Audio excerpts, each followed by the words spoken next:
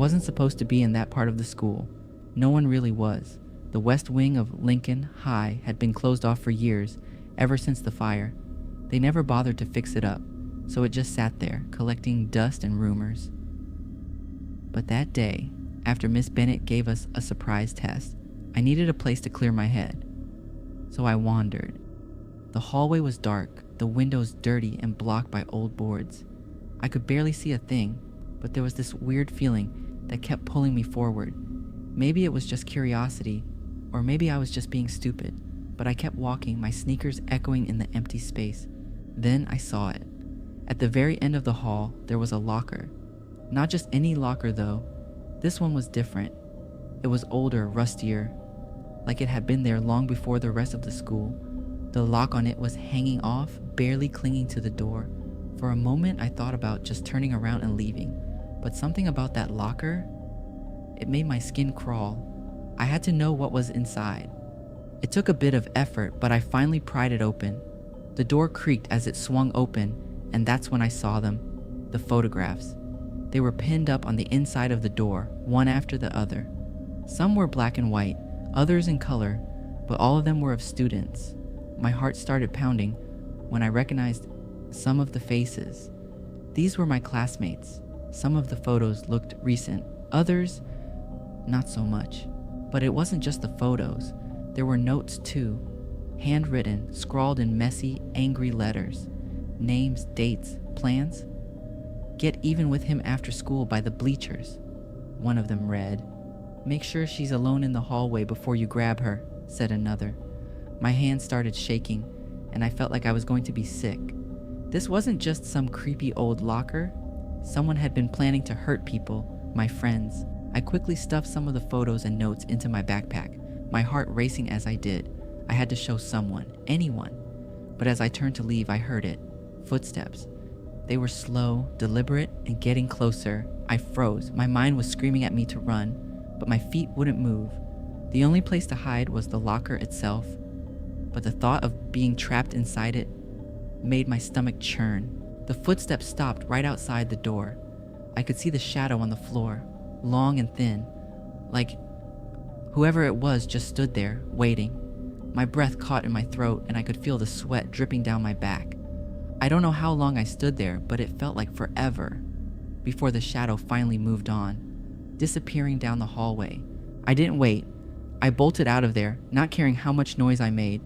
When I finally burst out into the main part of the school, it felt like I could finally breathe again. I didn't stop until I was outside, the cool air hitting my face. I showed the photos to Mr. Reynolds, the school counselor. His face went pale as he flipped through them, his hands shaking just like mine had. The police were called, and they found more evidence. More notes, more photos, and finally the person behind it all. It was Mr. Dawson, the janitor. He'd been working at Lincoln High for decades, always quiet, always keeping to himself.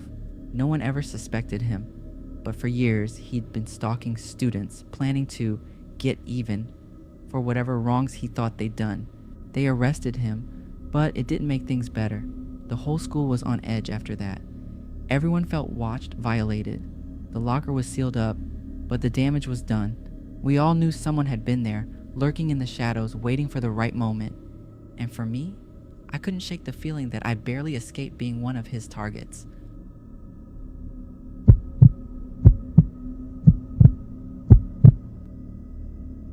It all started with a text. Just a simple buzz from my phone during history class. I didn't think much of it at first, but when I looked down, my heart skipped a beat. It was a picture of a textbook, but not just any textbook. This one was covered in blood. The pages were soaked, the words barely visible beneath the red stains. Below the photo was a message, "Your turn next." I stared at it for a moment, trying to figure out if it was some kind of sick joke. Maybe one of my friends was messing with me. But when I looked around the classroom, everyone was busy with their work. No one seemed to be paying attention to me. My hand started shaking, and I quickly put my phone away, trying to focus on anything else, but I couldn't. All I could think about was that picture. Who would send something like that, and why? The rest of the day dragged on, each minute feeling longer than the last. I kept checking my phone, hoping for some kind of explanation, but nothing came. It was only when I got home that the next text arrived. This time it was worse. The picture was of a locker, its door hanging open. Inside was a pile of books, each one slashed and torn apart, with blood smeared across the metal walls. The message read, "Getting closer." I showed the text to my best friend Sarah the next day. She looked just as freaked out as I was. "This isn't funny, Emily," she said, her voice trembling. "We need to tell someone." We went to the principal, Mr. Harris. He took one look at the text and immediately called the police. They told me to block the number and stay away from my phone as much as possible.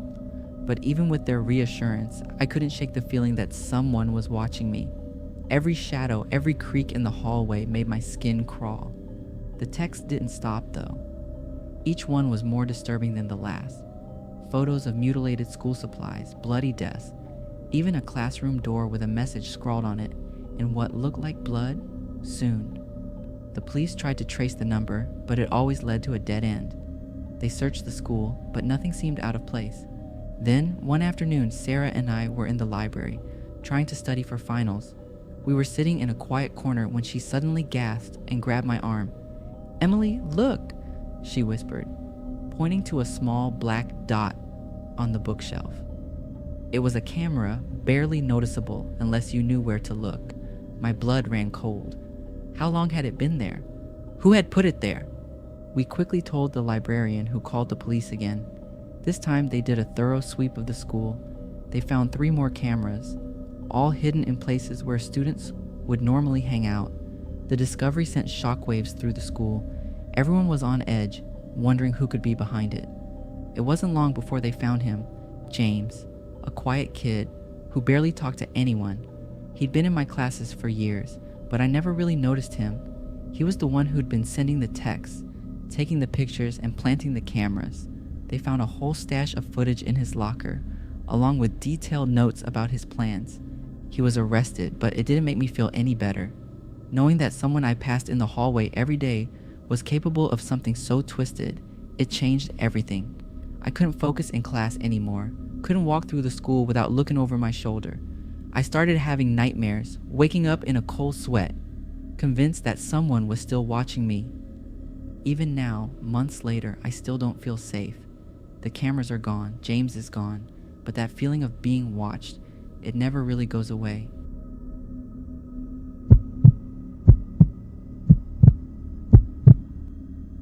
My name is Sarah, and I'm 17, a senior at Crestwood High.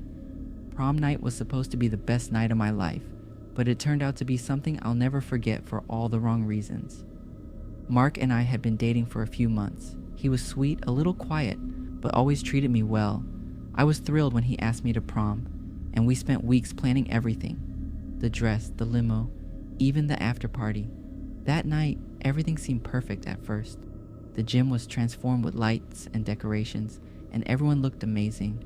But as the night went on, I noticed something was off with Mark. At first, it was little things. He was distracted, his eyes constantly darting around the room. He kept excusing himself, saying he needed to use the bathroom or get some air. When he came back, he seemed tense, his smile forced. I tried to brush it off, thinking he might just be nervous or something. But the longer it went on, the more worried I became. I asked him if everything was okay, but he just nodded and said he was fine. "Just a little overwhelmed," he muttered, avoiding my eyes. I didn't want to push him, so I tried to focus on having a good time, but the uneasy feeling in my stomach wouldn't go away. It wasn't until later in the evening that I heard something that sent a chill down my spine. I was talking to one of my friends, Jess, when she mentioned seeing Mark sneaking out of the gym earlier. She said he was acting really weird, like he didn't want anyone to see him. My heart started racing. What was he up to? I tried calling his phone, but it went straight to voicemail. Panic started to set in. I asked around, but no one had seen him. The rest of the night was a blur. I barely remember the music, the laughter, the dancing. But what I could think about was Mark, where he was, what he was doing, and why he was acting so strangely. The next morning, I woke up to a dozen missed calls and texts from Jess. When I called her back, she told me that Mark had been reported missing. My blood ran cold. My mind went blank. How could he be missing? We were just at prom together. The police were called and a search was organized. Everyone at school was talking about it. Mark, the quiet, kind boy who everyone liked, just vanished into thin air. They asked me a lot of questions, but I didn't have any answers. I didn't know what to tell them. All I could think about was the look on his face that night, the way he seemed so distant, so troubled. It took a few days, but they finally found him. The news hit me like a truck. Mark was dead. They found his body in a remote area outside of town. The police said he had been in a fight with another student, an older guy who had been bullying him for months. No one knew how bad it had gotten, not even me. The other guy had followed Mark to prom, waiting for the right moment to confront him. They fought, and it ended with Mark's life being taken. The assailant was arrested, but that didn't bring Mark back. It didn't make the pain go away. The school was never the same after that. The hallways felt emptier, quieter. Prom, the night that was supposed to be filled with joy and memories, became a symbol of loss and tragedy. I couldn't stop thinking about what I missed, what I didn't see. Maybe if I had noticed sooner, if I had pushed him to talk to me, things would have been different. But I didn't, and now he's gone.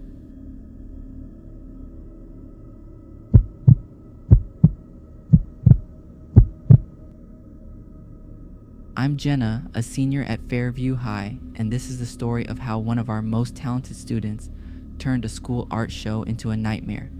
Michael was always known for his incredible art skills. He was quiet, a bit of a loner, but his paintings were something else. When the time came for our annual art show, everyone was excited to see what he'd come up with. The show was a big deal. It's where we showcase all our best work, and people from the community came to see it. Michael had promised his senior project would be something special, and he didn't disappoint. Or at least that's what we thought. When the night of the art show arrived, the gym was filled with people admiring the artwork.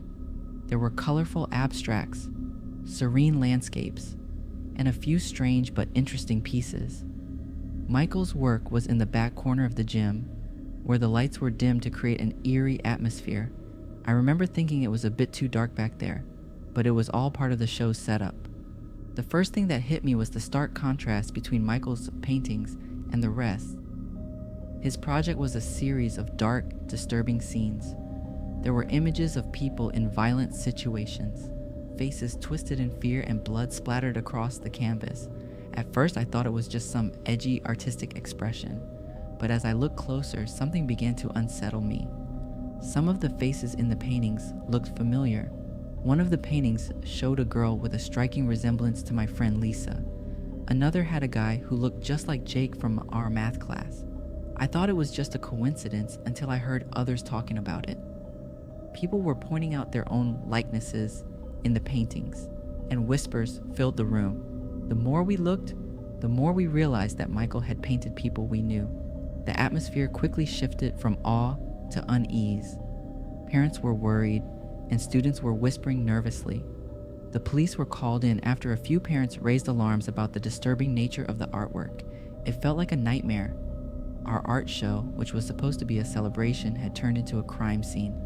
The police investigation revealed something that made everyone's skin crawl. Michael's paintings weren't just a product of a dark imagination. They were a reflection of his own disturbing fantasies. He had been secretly plotting violent acts against several students. The images in his artwork weren't just random. They were carefully crafted depictions of what he wanted to do.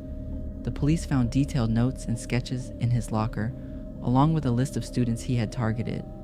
They discovered that Michael had been stalking some of us, taking notes on our daily routines and personal lives. It was like something out of a horror movie. The idea that someone so close to us, someone we saw every day, had such dark thoughts was terrifying. Michael was arrested that night. The news spread quickly, and the entire school was left in shock. The art show, which was supposed to be a proud moment for our school, had become a grim reminder of how easily things can go wrong. The art program was heavily scrutinized after that, and many of us felt uneasy about the work we saw. It was hard to look at art the same way again, knowing what it could potentially hide. In the end, Michael's project became a dark chapter in Fairview High's history. The school tried to move on, but the fear and suspicion lingered. We all wondered if there were other secrets hiding in plain sight, waiting for the right moment to come to light.